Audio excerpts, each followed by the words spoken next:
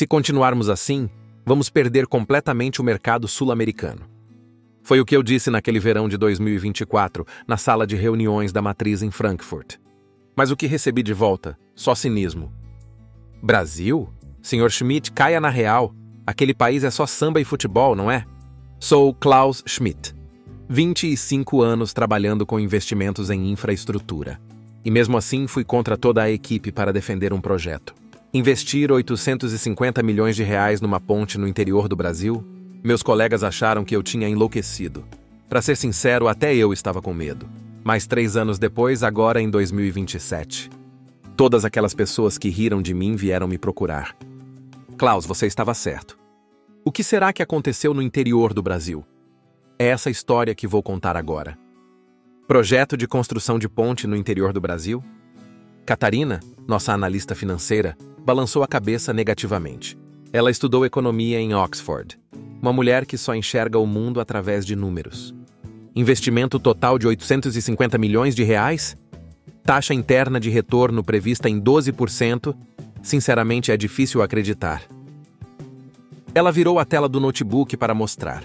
O Brasil tem variação cambial muito forte, e politicamente também é um país imprevisível. Maximilian, nosso especialista em engenharia civil, entrou na conversa. Ele estudou na London School of Economics, um homem que acredita no perfeccionismo alemão. Temos o projeto do Porto de São Paulo que levamos 3 anos preparando. Por que arriscar num projeto não verificado no interior? Não verificado? Elizabeth, nossa analista de risco, deu um sorriso amargo. Ela se formou na INSEAD, escola de elite na França, especialista em política e direito. No ano passado, quanto prejuízo tivemos no projeto da Argentina? A América do Sul é sempre assim. Começa bem, depois dá problema. Olhei devagar para o rosto de cada membro da equipe. Pessoas com a melhor educação do mundo. Mas agora seus olhos só mostravam preconceito. Para ser sincero, até eu pensava que eles podiam estar certos. Brasil? Só me vinha à cabeça futebol, samba e instabilidade econômica. Foi quando o presidente da nossa empresa falou: Sr. Schmidt, vá pessoalmente ver o local. O governo brasileiro propôs um programa especial de visita. Dizem que o presidente Lula está acompanhando pessoalmente esse projeto. Presidente Lula. Eu tinha lido um relatório dizendo que a economia brasileira estava se estabilizando desde sua reeleição em 2023. Mas só isso não era suficiente para investir centenas de milhões de reais. Entendido. Me dê uma semana. Vou verificar pessoalmente e decidir. Naquela noite, no caminho de volta para casa, eu estava ansioso. Pela janela, via a paisagem perfeita de Frankfurt.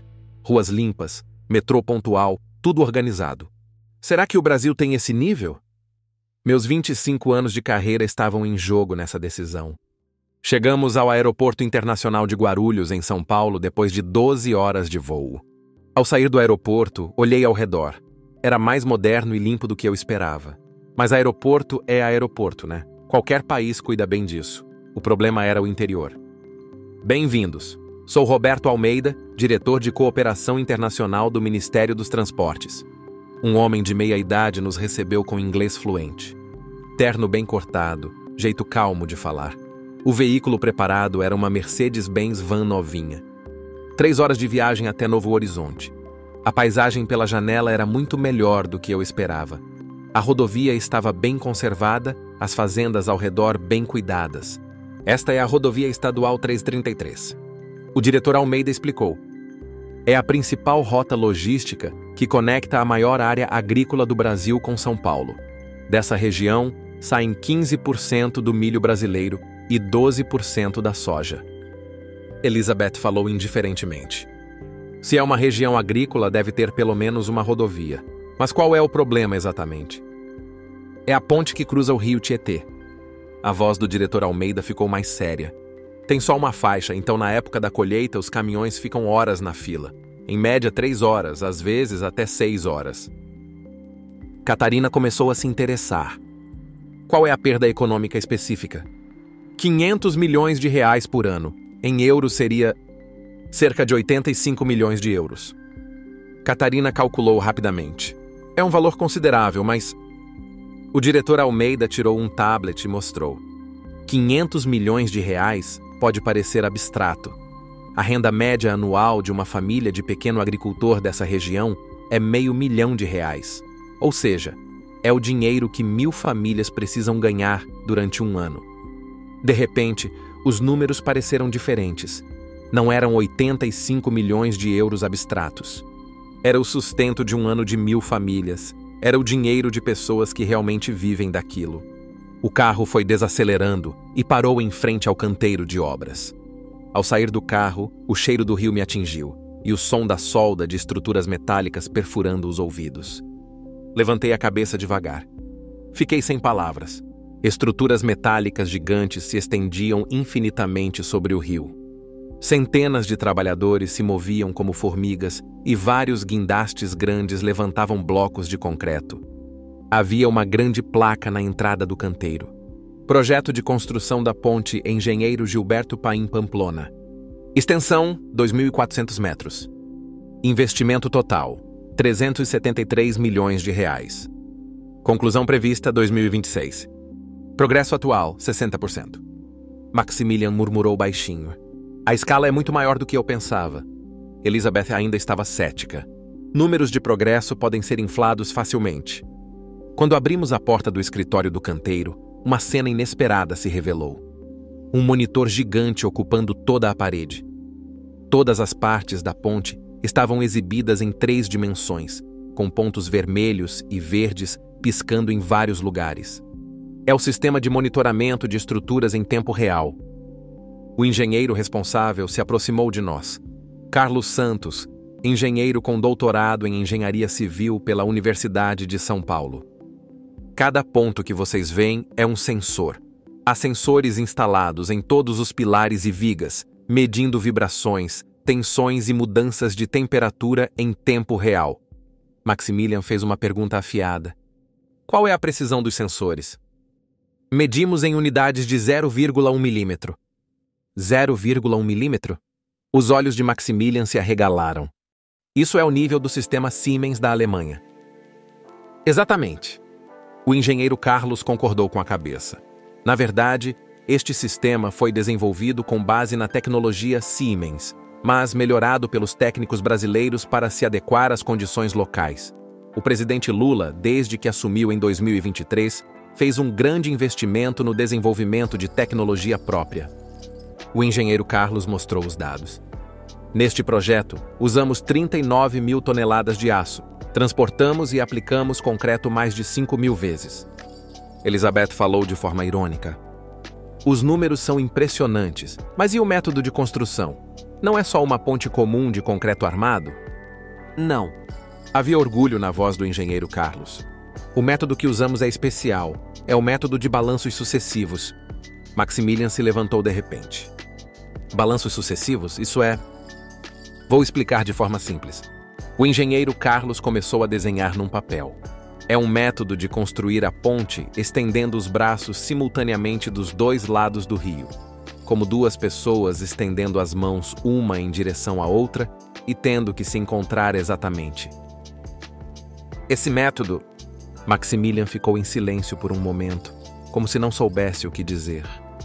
É uma técnica de alta dificuldade usada apenas em grandes projetos na Europa. Correto. Mas o Brasil construiu inúmeras pontes grandes nos últimos 20 anos.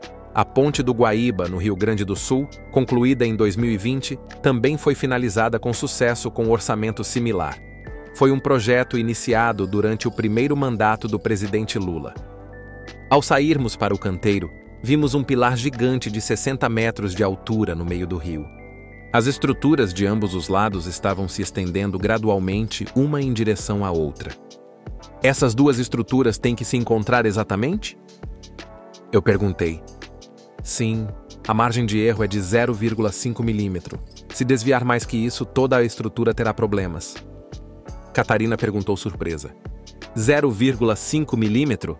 Isso é menor que a espessura de um fio de cabelo. Exatamente. Por isso usamos equipamento de medição a laser alemão. Fazemos medições precisas a cada hora e, se houver qualquer desvio, corrigimos imediatamente. Elizabeth perguntou seriamente pela primeira vez, sem o cinismo. Até agora, qual foi o erro?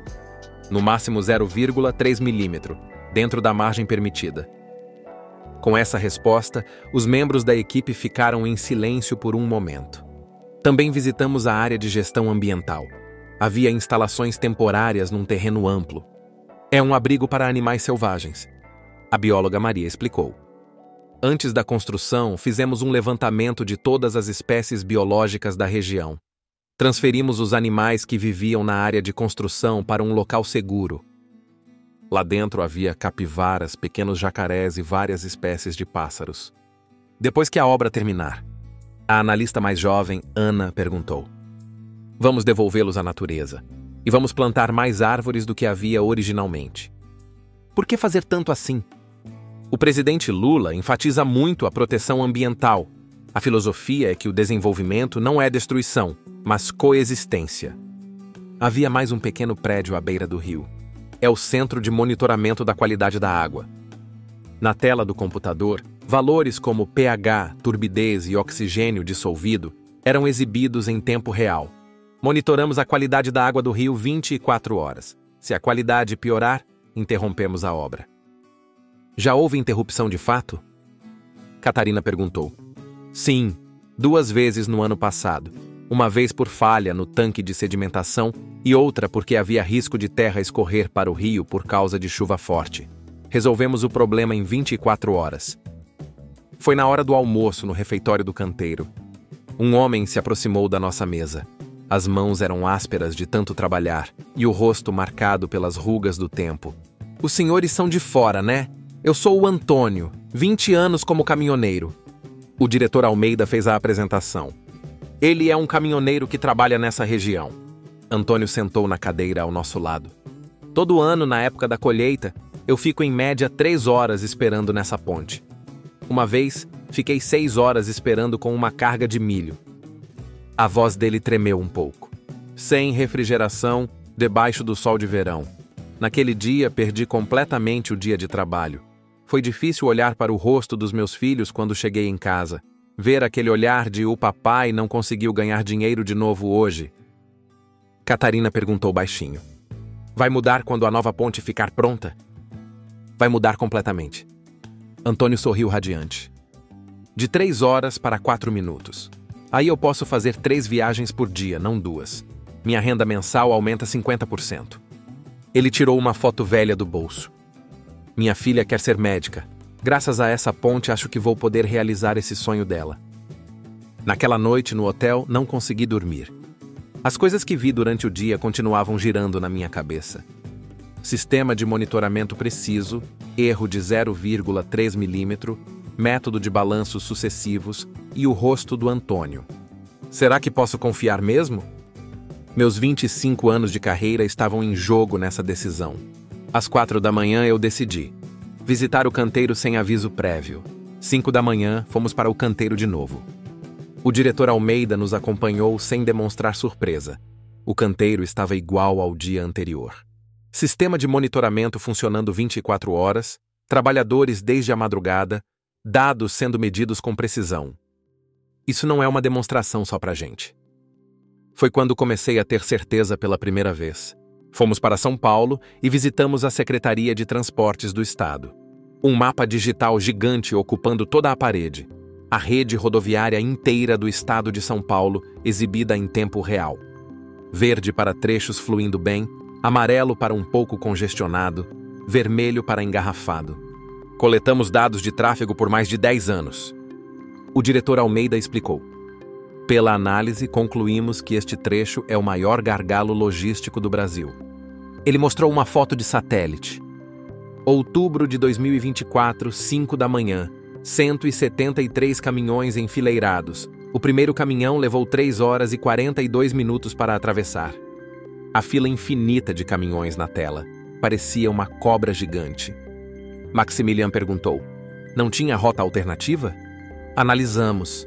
Mas a distância aumenta a 80 quilômetros e, calculando o custo de combustível e perda de tempo, é ineficiente. Catarina começou a calcular no notebook. A taxa interna de retorno é realmente 12,3%, quase o dobro da média europeia de 7%. O diretor Almeida abriu um mapa mundi. Vocês sabem qual é o verdadeiro problema do Brasil? Um gráfico apareceu na tela. é o custo logístico por tonelada de grãos. Estados Unidos, $45. Argentina, $52. Brasil, $68. Somos 30% mais caros que os Estados Unidos. Por que isso acontece? Por causa dos gargalos. Região central dos Estados Unidos. 3 gargalos principais. Região dos Pampas na Argentina. 5. Interior do Brasil, 27. Maximilian murmurou. 27? Por isso, o presidente Lula declarou a revolução logística. Investir 200 bilhões de reais nos próximos 10 anos para construir 15 pontes principais e reduzir o custo logístico ao nível dos Estados Unidos. Catarina respirou fundo. Isso não é um simples projeto de ponte. É uma revolução logística nacional. Naquela tarde, visitamos uma fazenda. Sou o Paulo. Administro esta fazenda há 3 gerações. 1.000 hectares, 5.000 toneladas de milho por ano. Quanto gasta com logística? R$80 por tonelada até o Porto de Santos. Total de R$400 mil. Em reais coreanos, uns 80 milhões de won. E quando a nova ponte ficar pronta?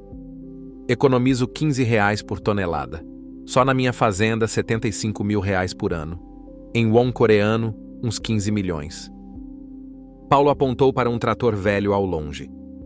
Aquele ali tem 15 anos. Vou comprar um novo. Custa R$60 mil. Aí a produtividade aumenta 20%. Ele sorriu e disse: uma ponte muda a minha fazenda. Muda todas as 500 fazendas dessa região. Jantamos num pequeno restaurante perto da ponte. Sou a Maria. Tenho este restaurante há 20 anos. Antigamente, só tinha movimento quando os caminhoneiros ficavam na fila. Em média, 30 pessoas por dia. Mas desde que a obra começou, 80 pessoas vêm por dia. Aumentei de 3 para 7 funcionários. É bom porque os jovens não precisam ir embora para a cidade. Naquela noite, fizemos uma reunião com a equipe. Vamos falar com sinceridade. Eu comecei. Mudaram de opinião sobre o Brasil? Maximilian falou primeiro. Sinceramente, fiquei muito surpreso. O nível técnico é alto, os dados são sistemáticos. Ele hesitou um pouco e continuou. Mas ainda não tenho certeza. Precisamos de evidências mais fortes para convencer a matriz. Catarina também falou com cautela. Os números são bons, muito bons. Mas há risco político, risco cambial e, principalmente, será que os diretores da matriz vão acreditar? Elizabeth falou friamente. Por melhores que sejam os dados que levarmos, eles vão balançar a cabeça só de ouvir a palavra Brasil. Eu sabia que eles estavam certos. O canteiro foi impressionante, mas convencer a matriz era um problema completamente diferente. Voltamos a Frankfurt e convocamos uma reunião de emergência do conselho. Sr. Schmidt, apresente o resultado da visita ao Brasil. A voz do presidente estava fria. Maximilian mostrou o vídeo do canteiro. Progresso atual de 60%. Conclusão prevista para 2026. Um diretor riu com cinismo. Qualquer um pode filmar. Catarina apresentou os dados financeiros. Taxa interna de retorno de 12,3%, período de recuperação de 7 anos. Quase o dobro da média europeia de 7%. Qual é a base? Redução anual de custos logísticos de R$75 milhões. Investimento de R$373 milhões. Eu contei a história do Antônio. Quero falar mais uma coisa. O caminhoneiro Antônio que conhecemos. Ele esperou em média 3 horas todos os dias por 20 anos. Quando a nova ponte ficar pronta, a renda mensal dele aumenta 50%. O diretor financeiro perguntou: qual a relevância da história de uma pessoa para a decisão de investimento? São 5.000 caminhoneiros como o Antônio, 5.000 pessoas com aumento de 50% na renda. Isso muda a economia regional e, no final, contribui para o crescimento econômico do Brasil. Não estamos investindo em concreto, mas no futuro de 5.000 famílias. O CEO perguntou afiadamente. E o risco político? Este projeto tem apoio além de partidos. Além disso, é a primeira etapa da revolução logística de R$200 bilhões. Se participarmos agora, estaremos garantindo o mercado futuro. O presidente, após um longo silêncio, falou. Vou enviar 5 diretores ao Brasil. Se eles concordarem, prosseguiremos com o investimento. 2 semanas depois, 5 diretores da matriz chegaram ao Brasil. Senhor Schmidt, espero que isso não seja perda de tempo. A voz do CEO estava fria. Fomos ao canteiro novamente. A obra tinha avançado mais e as 2 vigas estavam quase se encontrando. Na próxima semana haverá o trabalho de conexão. Gostariam de ver pessoalmente? O diretor técnico concordou. Visitamos a fazenda do Paulo e o restaurante da Maria e encontramos o Antônio de novo. Lembra? Da última vez falei sobre minha filha. Claro que lembro. Logo vou inscrever ela na faculdade. Medicina. Graças a essa ponte, acho que vou conseguir pagar a matrícula. A expressão do CEO ficou um pouco mais suave. 1 semana depois, chegou o dia do trabalho de conexão. 5 da manhã, chegamos ao canteiro. As vigas que se estendiam dos 2 lados começaram a se mover lentamente, uma em direção à outra. Distância atual, 50 centímetros. A voz do engenheiro saiu pelo rádio. 30 centímetros. Meu coração batia forte. Meus 25 anos de carreira estavam neste momento. 10 centímetros. O ambiente ficou silencioso. Centenas de trabalhadores prenderam a respiração. 5 centímetros. O vento parou por um momento. Só o som do rio. 3 centímetros. Fechei os olhos. 1 centímetro. Contato! As vigas se encontraram exatamente. Por um momento, o mundo pareceu parar. Medindo o erro. 5 segundos pareceram uma eternidade. Erro de 0,2 milímetro. Dentro da margem permitida. Explosão de comemoração. Os trabalhadores se abraçaram. O engenheiro Carlos se ajoelhou e olhou para o céu. Foi quando abriu os olhos. Ao longe, no topo da colina, viu Antônio. Ele estava olhando para a ponte com as mãos juntas, como se estivesse orando. Maximilian segurou meu ombro. Chefe, eu estava errado. A voz dele tremia. Entendi completamente errado o Brasil. Catarina enxugou as lágrimas. Elizabeth sorriu de verdade pela primeira vez. O diretor técnico murmurou como se estivesse em transe. 0,2 milímetro. Nem os engenheiros alemães conseguem facilmente isso. O CEO se aproximou de mim. Senhor Schmidt, você estava certo. Ele parou de falar por um momento. Nós estávamos presos no preconceito. O Brasil era um país do qual deveríamos aprender. Voltamos a São Paulo e fizemos a reunião final. Vamos votar. Quem é a favor do investimento no projeto do Brasil? Todos os 5 levantaram as mãos. Aprovado por unanimidade. Depois disso, as coisas avançaram rapidamente. Quando a notícia do nosso investimento se espalhou na Europa, outras empresas de investimento também começaram a demonstrar interesse. 6 meses depois, empresas de investimento europeias decidiram investir um total de 500 milhões de euros em infraestrutura brasileira.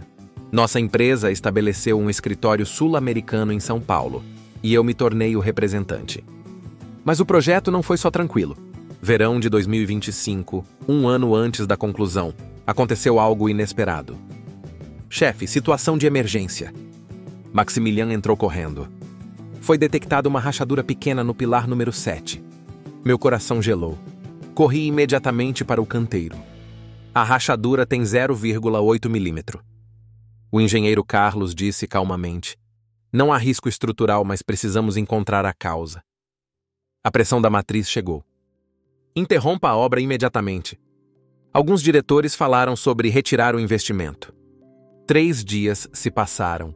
A equipe do Carlos trabalhou a noite toda procurando a causa, mas ainda não tinha encontrado a resposta. Os membros da equipe começaram a ficar abalados. 1 semana se passou. A pressão da matriz ficou ainda mais forte.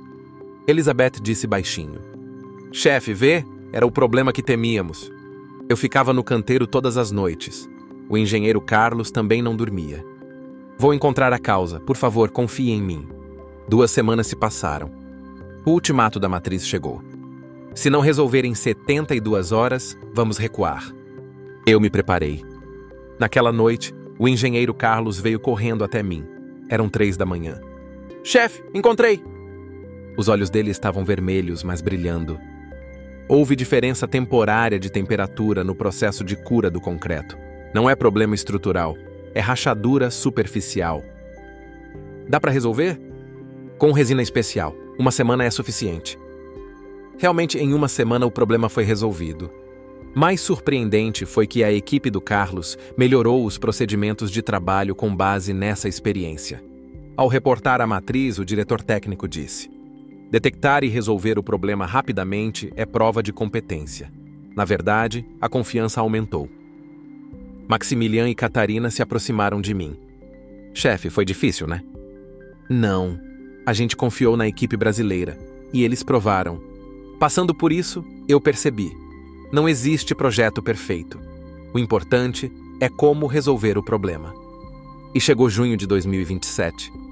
Inauguração da ponte Engenheiro Gilberto Paim Pamplona. O presidente Lula, o governador de São Paulo e investidores do mundo inteiro participaram. No momento do corte da fita, o primeiro caminhão atravessou a ponte de 2.400 metros. O motorista era o Antônio. Ele buzinou e as pessoas comemoraram. Depois da inauguração, o Antônio correu até mim. Chefe! Os olhos dele estavam cheios de lágrimas. Minha filha passou em medicina no mês passado. Sem pensar, o abracei. Parabéns, parabéns mesmo. O Paulo também veio. Comprei 2 tratores novos. A produtividade aumentou 25%. A Maria sorriu radiante. Aumentei para 15 funcionários. Vou abrir a segunda loja. O engenheiro Carlos mostrou dados em tempo real. Tempo médio de travessia, 4 minutos. 42% de redução em relação ao anterior. A previsão era 40%. Conseguimos resultado melhor. Organizei os resultados de 6 meses após a inauguração. Redução de 23% nos custos logísticos. Aumento de 18% nas exportações do Porto de Santos. Crescimento econômico regional de 12%.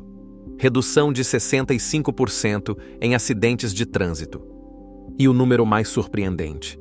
Outubro de 2027. O mesmo dia em que, 3 anos atrás, 173 caminhões ficaram enfileirados. Número de caminhões esperando, apenas 7. Tempo médio de espera, 12 minutos. A foto de satélite disse tudo. Aquela estrada que há 3 anos estava vermelha, agora está verde. Agora estou sentado no escritório de São Paulo. Olho as fotos na mesa. Primeira, a filha do Antônio, sorrindo com jaleco de medicina. Segunda, a fazenda do Paulo. 2 tratores novos lado a lado. Terceira, a segunda loja da Maria, dia de inauguração. Quarta, sala de reuniões de Frankfurt em 2024. 12 pessoas balançando a cabeça negativamente. Quinta, foto de satélite de 2024 com 173 caminhões enfileirados. Sexta, foto de satélite de 2027, com apenas 7 caminhões esperando. E o mapa futuro aberto na minha frente. Previsão logística do Brasil para 2030. O plano do presidente Lula continua avançando. Conclusão de 15 pontes grandes. Ponte de 5 quilômetros na Amazônia, a maior ponte de água doce do mundo. Custo logístico de $45 por tonelada, alcançando o nível dos Estados Unidos.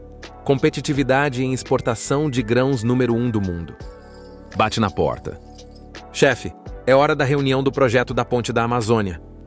Maximilian entra, vice-representante do escritório sul-americano. Hoje a empresa de investimento francesa também participa.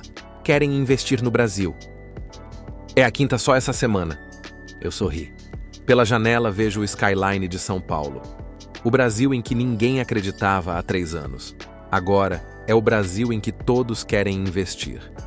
No corredor a caminho da sala de reuniões, vejo uma placa na parede.